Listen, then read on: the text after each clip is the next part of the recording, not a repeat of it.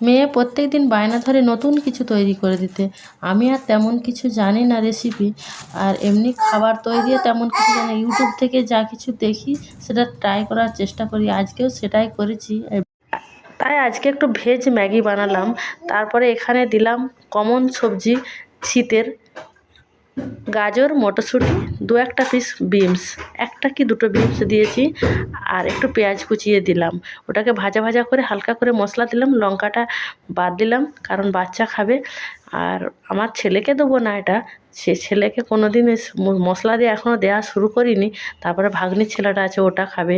আর মেয়ের যে কী অসুবিধা, একদমই মটরশুঁটি খেতে ভালোবাসে না, তরকারিতে কি কাঁচা সেটাই, তার জন্য কম করে দিলাম, তাও কয়েকটা বার বেছে ফেলে দিয়েছে। তারপরে এখানে ম্যাগিগুলো ঢেলে দিলাম, দিয়ে আর মশলাগুলোও দিয়ে দিলাম।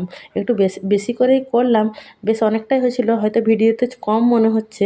তারপরে ওদের দুজনকে দিলাম, ভাগ্নির ছেলেটাকে, আমার মেয়েটাকে, তারপর শাশুড়ি মাকে, তারপরে হ্যাঁ 3 জনকেই দিয়েছিলাম। তারপরে ছেলের জন্যে আজকে ওদের দেখে তো মানে হামলা দিবে বাচ্চা ছেলে, ওর জন্য শুধুই ম্যাগি একটু বসালাম, মানে এমনি মশলাটা না দিয়ে।